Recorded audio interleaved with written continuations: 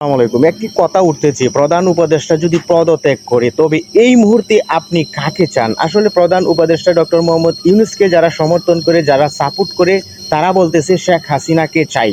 কারণ যেই চাপে তিনি আজকে পদত্যাগ করার ঘোষণা দিয়েছেন, এটি আসলে প্রধান দল বিএনপি আরও যে কোনো ছোট্টখাটো বড় হোক, সব দাবি দিয়ে খালি যমুনা বাসভবন ঘেরাও করো, বাংলাদেশের প্রাণকেন্দ্র রাজধানী ঢাকা সেটাকে ঘেরাও করো, অবরুদ্ধ করে রাখো, লক্ষ লক্ষ মানুষকে জিম্মি করা, দেশকে জিম্মি করায় আজকে আইনের রায়কেও পরিবর্তন করে দেওয়া হচ্ছে জিম্মি করে। আমরা দেখেছি অবৈধ সরকার যদি হয়ে থাকে, সেই অবৈধ সরকারের বৈধ মেয়র হওয়ার জন্য বিএনপি এত উতলা কেন?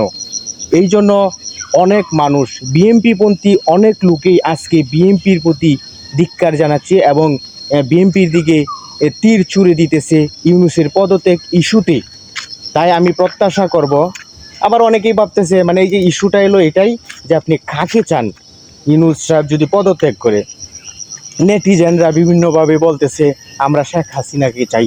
শেখ হাসিনা যদি আজকে থাকতো এত অবরোধ এত আন্দোলন করতে পারতো না, কারণ তার রাষ্ট্রীয় যন্ত্র বিশাল আইন শৃঙ্খলা রক্ষাকারী বাহিনী দিয়ে যেভাবে দমন নিপীড়ন করেছিল, বিএনপি সহ অন্যান্য বিরোধী রাজনৈতিক দলকে যেভাবে দমন নিপীড়ন করেছিল সেটা কিন্তু তারা দেখিয়েছে। তাই অনেকেই দাবি করতেছে যে শেখ হাসিনাকেই আগামী মানে ডক্টর মোহাম্মদ ইউনূসের পরিবর্তে শেখ হাসিনাকেই চাই। শেখ হাসিনা থাকলে বিএনপির জন্য কী ধরনের একই অবস্থায় পড়বে সেটার জন্য অনেকেই চাইছে হ্যাঁ বিএনপির জন্য উপযুক্ত এই মুহূর্তে শেখ হাসিনা।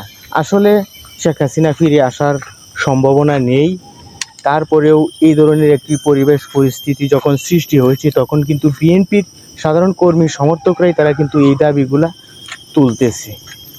সজাগ সতর্ক থাকতে হবে দেশপ্রেমিক জনতায়।